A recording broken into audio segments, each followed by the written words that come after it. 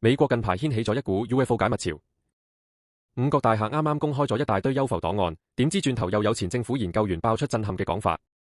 一位曾經參與美國政府秘密計劃嘅科學家聲稱，美方唔單止已經回收咗墜毀嘅 UFO， 甚至仲揾到起碼4種唔同類型嘅外星生命體。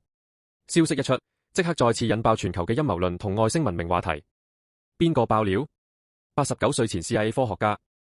現年89歲嘅美國量子物理學家哈爾普索夫 Halperhoff， 曾經係 CIA 資助研究項目嘅科學家，亦做過先進航太武器系統應用計劃 ROSAP 嘅顧問。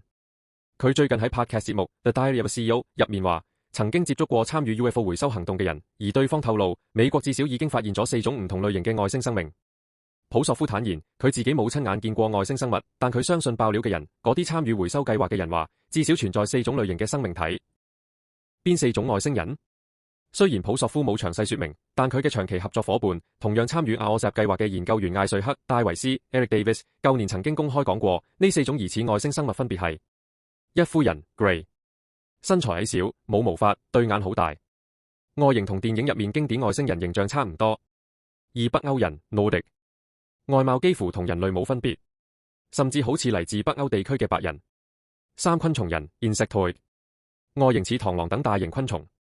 四爬蟲人 Reptilian， 直立行走，有鱗片同尾巴，似蜥蜴。戴維斯話，呢啲生物都具有類人外形，擁有雙手雙腳。之前都有人講過類似嘢。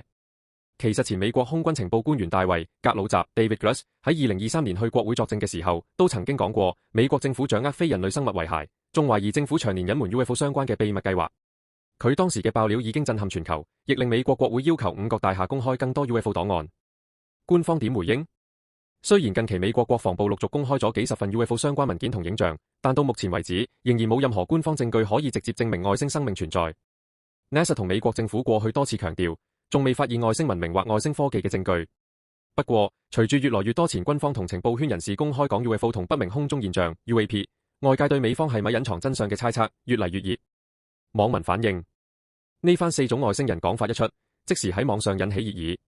電影成真咗，所以51區真係有嘢，越嚟越唔似陰謀論喎。但都有人質疑，目前仍然缺乏具體證據，一切仲係停留喺傳聞同爆料階段。鍾意呢類話題記得點讚、追蹤同分享，多謝。